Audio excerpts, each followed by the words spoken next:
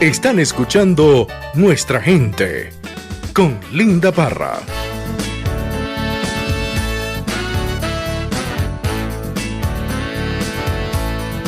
You're listening to Nuestra Gente with Linda Parra.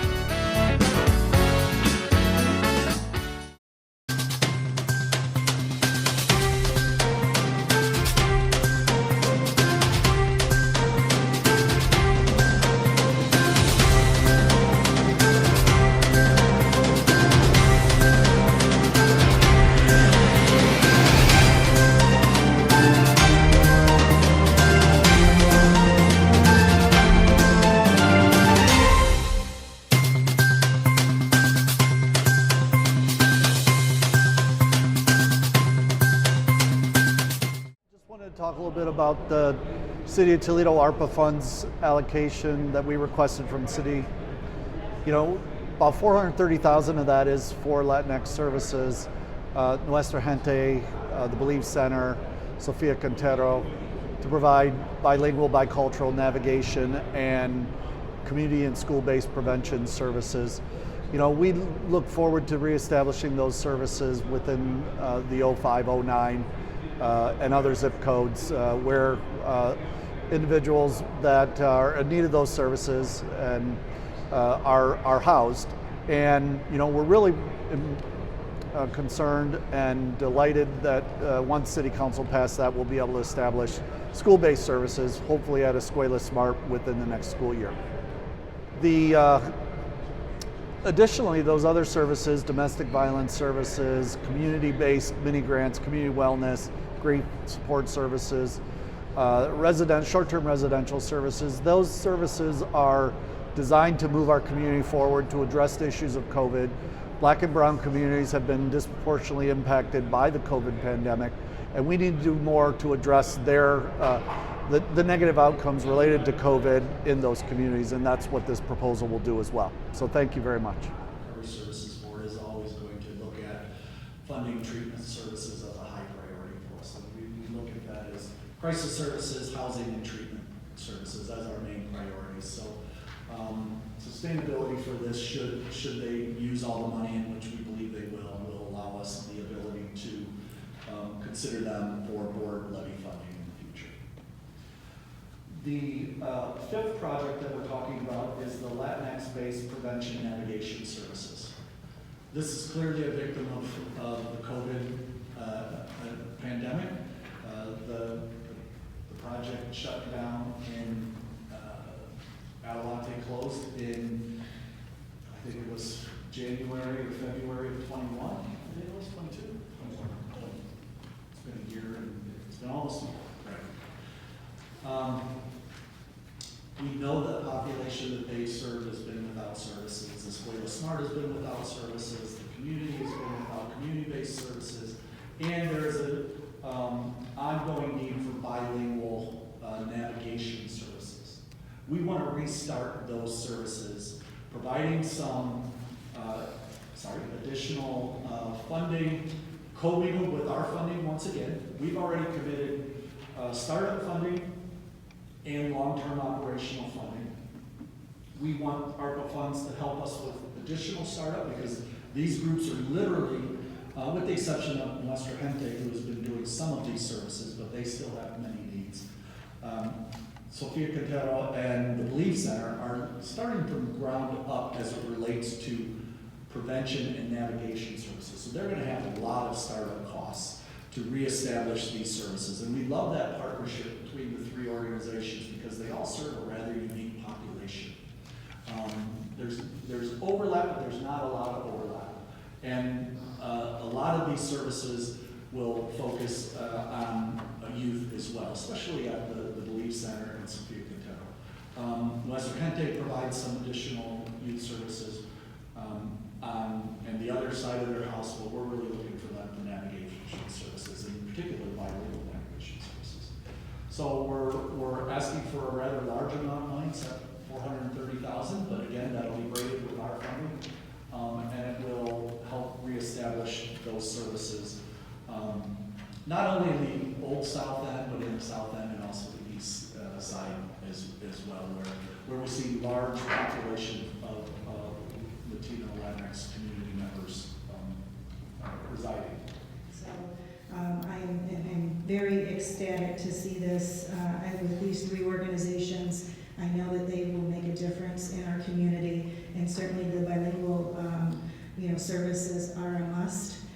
We need to meet people where they are and not punish them for not being able to speak English. So I'm just a big pat on the back, a big hug, a big thank you for the Latino community. Thank you.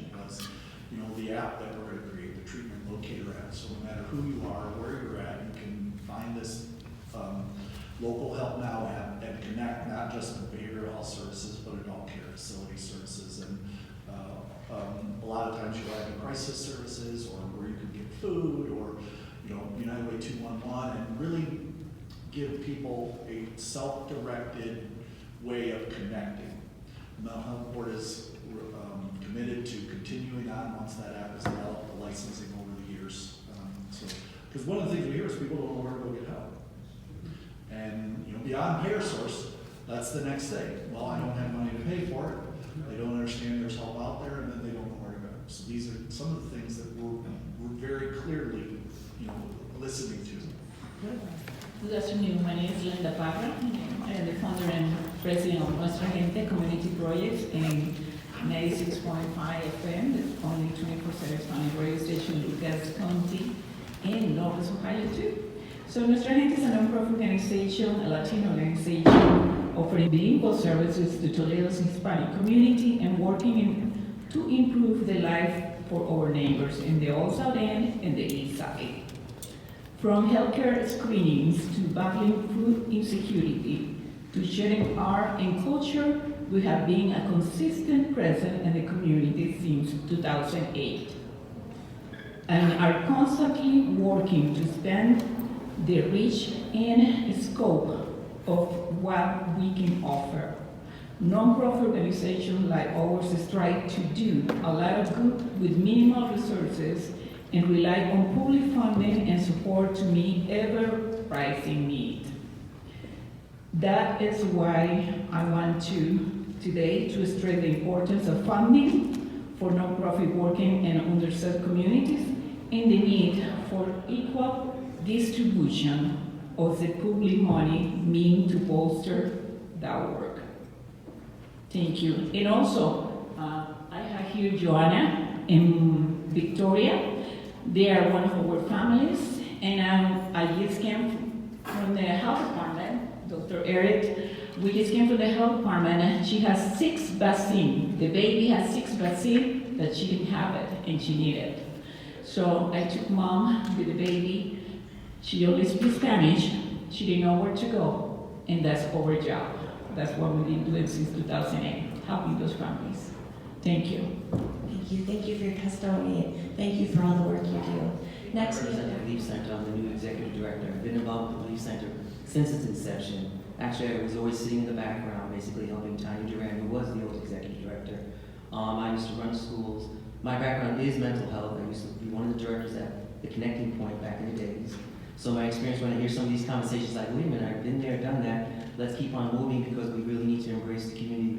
We're at a point at this time where we do need these dollars. I'm very appreciative that the Mental Health Board has approached us and is offering this. I think it's definitely necessary.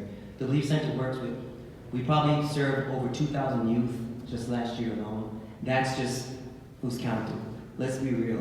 We know when we go out into the community, you engage and you touch different students and and you have no idea whose families you're connected with. I think it's extremely important reaching to the Hispanic community. One, I am Hispanic, I'm Puerto Rican and Italian, and my background is coming from Spanish Harlem, New York.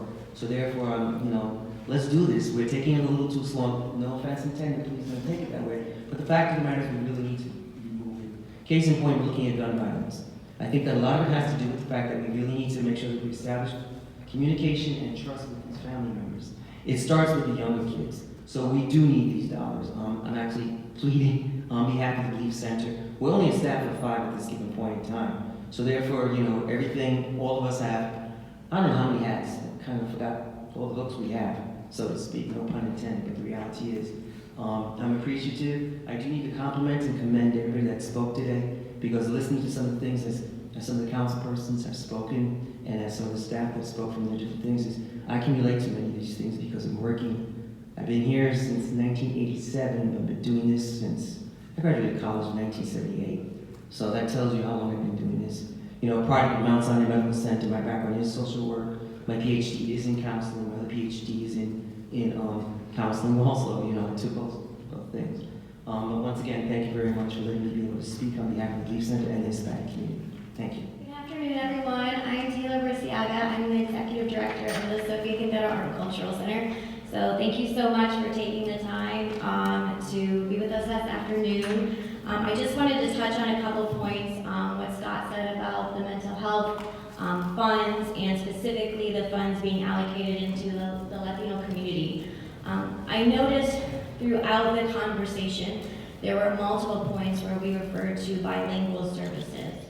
And I commend any business, any entity, any government organization that can offer bilingual services.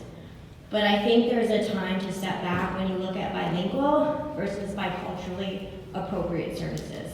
And that's very, very different. And I'm learning through the conversation with these that these two words are really getting pushed together, and they are so, so different.